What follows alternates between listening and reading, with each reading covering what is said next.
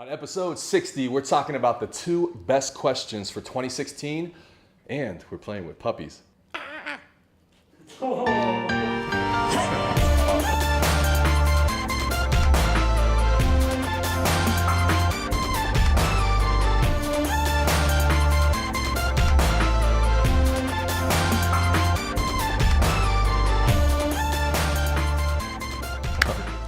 Hey everybody, what's up and welcome to the 88 show.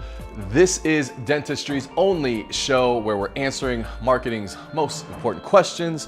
That is what we do. That's why we're here. All those things, all of the above.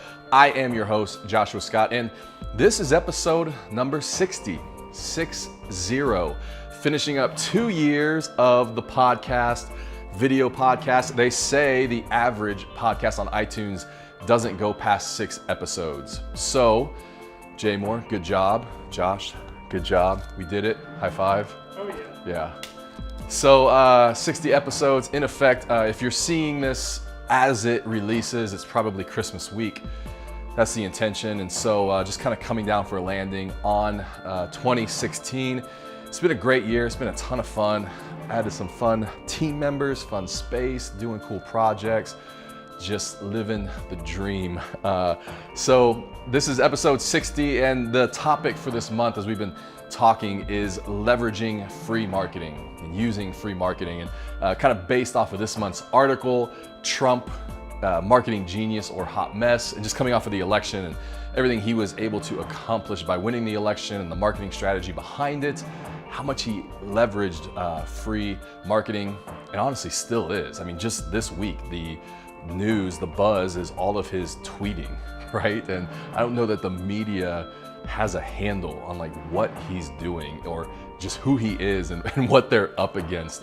It's kind of been funny, but his whole point is if you covered me correctly, I wouldn't have to be tweeting, but he is, and it's just really interesting to watch it play out. So today's episode got a few questions along those lines we're going to answer, and then I want to wrap up today's episode with the best 2 questions for 2016. So let's get to some questions.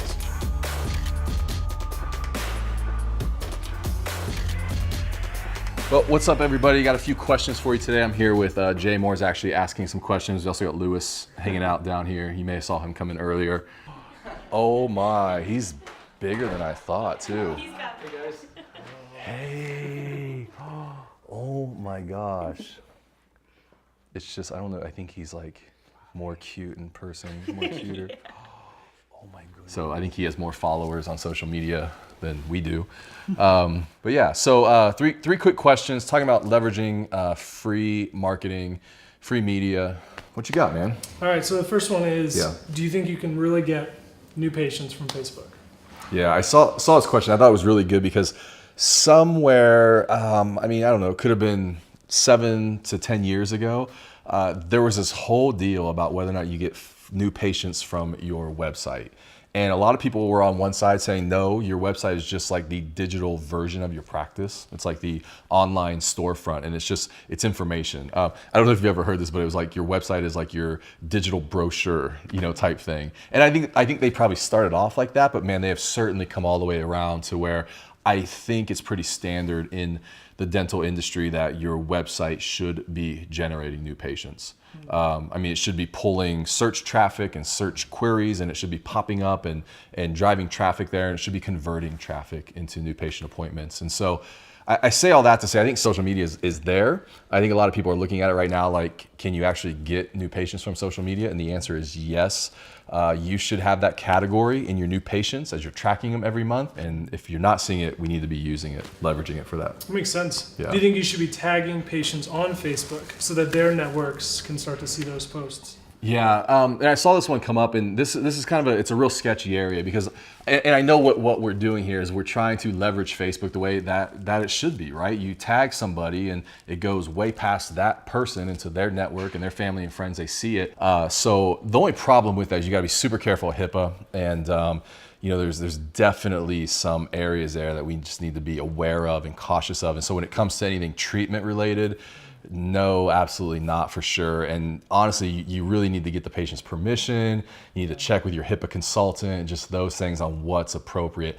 Tagging and sharing it, super effective. Just as a healthcare practice, we have to be very careful. Makes sense. Yeah. Okay, so some people are watching this, they probably don't have a Facebook page. Where would you tell them to start?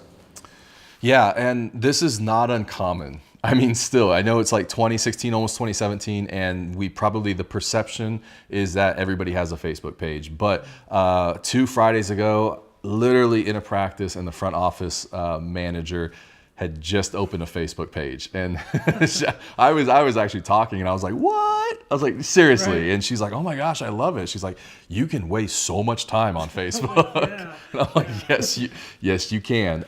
And so this is still happening. People are still getting Facebook accounts. And as a business owner, I would say, look, I love this question because it's like, yes, go do it. Open up a page for your practice. Just start to make some progress. Like, don't worry about where it's going to end up. Don't worry about it being perfect. Don't worry about doing everything that you can to get new patients. Just start somewhere. And I think a good goal when starting off is just 1 post a week. Just try and post 4 things a month, 1 post a week, and just make some progress and just let it, as you move through it and you start working with it more, you'll realize, oh, you can do this, you can do that. It'll start to grow. You'll start to get better at it, but just take the pressure off of it being perfect. Just get started, do it, open it up, and be like, yeah. Awesome. So what I want to do before we go is just kind of wrap up 2016 with what I think are probably 2 of the best questions that you should be asking as the year comes to a close. All right, so before we go this year, before we wrap up 2016, let's talk about the 2 best questions that you can be asking right now as we're ending the year. And the first one is, what was the biggest change that you made this year? In 2016, looking back, as you think about it, I mean, it can be professionally, could be personally. We could be talking about your marketing. What was the biggest change that you made? And I think when we look back, change is tied to growth. And so when you change, you grow. And you change, you grow. And if you don't change, you don't grow, and you don't move forward, and there isn't progress. And so looking back on 2016, I mean, at this point, you're probably a week, 2 weeks away from finishing up the year in December, and most likely where the practice is going to finish. You know where the business is going to finish revenue-wise. At this point, there probably are not a lot of surprises. And so are you happy with that? Did you meet your goals this year? Maybe you're sitting there and you're thrilled, and that's awesome. Maybe you're sitting there and you didn't quite hit those, or you could even be down or not making the progress that you want. And as you look back on that, what were those changes that led up to it? Okay, so that's question number 1. Question number 2, what's the biggest change that you're gonna make for 2017? Right? So what's the biggest change from this year? What's the biggest change you're gonna make next year? And again, same principle, to always keep doing the same things and expect different results. To expect growth when nothing changes is just, there's that popular definition that it's insanity, but it is, it's crazy. It's just nonsense. And so to move forward and to get the growth, the progress that we're expecting, there's got to be some changes. And so we can just let them come and hope they come and hope that they're good changes that lead to the growth we want, or we can be proactive about it. And we can look ahead and say, these are specific things that I want to change. And so what's the biggest change that you're going to make for 2017?